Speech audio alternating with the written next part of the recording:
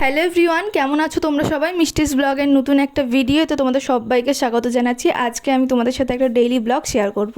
অনেক দিন বাদে আমি আজকে একটা ডেইলি ব্লগ তোমাদের সাথে শেয়ার করছি। আজকে সোমবার, সকাল থেকে আকাশের মনটা একেবারে ভার। সকাল থেকে বৃষ্টি হয়ে চলেছে, এখনও ছিটে ফোটা বৃষ্টি হচ্ছে। এই ফুল গাছটা কিছুদিন আগে আমি আর মা কিনে এনেছিলাম, ওটাই লাগিয়েছি এখানে।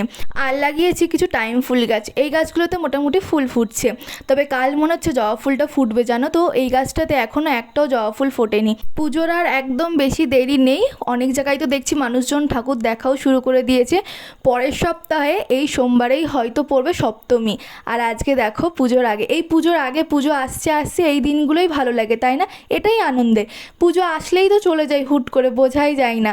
এই যে পুজো আসছে, এই দিন গোনা, এগুলোই আমার কাছে বেশি আনন্দের। আমি পুজোটা দিয়ে নিয়েছি সকাল সকাল। আজকে সকাল সকাল মানে তাও সেই 11টা বেজে গেছে। আমার যেহেতু পড়ানো থাকে, পড়িয়ে উঠে পুজো দিতে দিতে একটু লেট হয়ে যায়। প্রত্যেক সোমবারে তো আমি ফল দিয়ে পুজো করি, ফল দান করি ঠাকুরকে। কিন্তু আজ জানো তো, বৃষ্টির জন্য বাজার যেতে পারিনি পাপা, সেই জন্য শুধু মিষ্টিই নিয়ে এসেছে। আজ আমি মিষ্টি দিয়েই পুজো দিলাম। পুজো দিতে দিতে মায়েরও দেখি রান্নাটা হয়ে গেছে। মা এখন আলু পটলের তরকারিটা করছে। আজ সকালবেলা মা অনেক কিছু করেছে, বাদাম ভেজেছে, আলু উচ্ছে ভেজেছে, তার সাথে করেছে চাল কুমড়ো আলু বড়ি দিয়ে, এটা আমার মা খুব সুন্দর বানায়।